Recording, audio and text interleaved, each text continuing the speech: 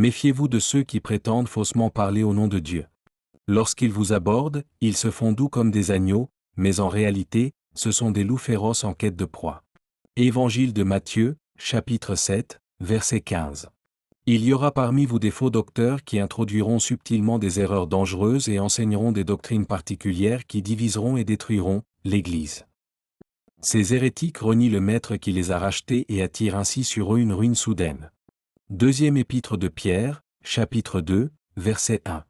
Mais attention, mes chers amis, ne vous fiez pas à n'importe quel esprit, mettez les esprits à l'épreuve pour voir s'ils viennent de Dieu, car, parmi ceux qui se sont répandus à travers le monde, il y a bien des prophètes de mensonges. Voici comment vous reconnaîtrez l'Esprit de Dieu. Tout esprit qui reconnaît en Jésus le Christ venu en chair et en os dans ce monde, vient de Dieu. Première épître de Jean, chapitre 4, versets 1 et 2. Le diable lui-même a utilisé la parole de Dieu lorsqu'il a essayé de séduire Jésus-Christ. Je ne me fais pas d'illusions, dès que je ne serai plus là, des loups féroces se glisseront parmi vous, et ils seront sans pitié pour le troupeau.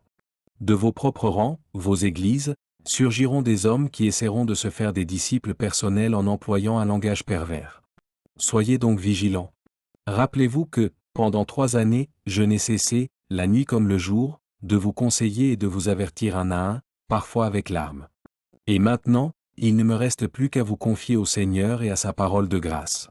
Elle a le pouvoir de bâtir l'édifice, de fortifier votre foi et de vous assurer l'héritage que Dieu vous réserve, à vous comme à tous ceux qui y appartiennent. Moi, je n'ai désiré ni l'argent, ni l'or, ni les vêtements de personne. Livre des Actes des Apôtres, chapitre 20, versets 29 à 33. Cependant, l'Esprit déclare clairement que dans les derniers temps, plusieurs se détourneront de cette foi parce qu'ils prêteront l'oreille à de beaux parleurs qui leur présenteront des doctrines inspirées par des démons. Séduits par l'apparence pieuse de ces prédicateurs d'erreur, ils deviendront victimes des discours mensongers de ces imposteurs dont la conscience est aussi insensible que si elle avait été cautérisée. Première lettre de l'apôtre Paul à Timothée, chapitre 4, versets 1 et 2. Jésus leur répondit, « Soyez sur vos gardes et faites bien attention que personne ne vous induise en erreur. Car plusieurs viendront et se présenteront sous mon nom. Ils vous diront, je suis le Messie, et ils induiront beaucoup de gens en erreur. » Évangile de Matthieu, chapitre 24, versets 4 et 5.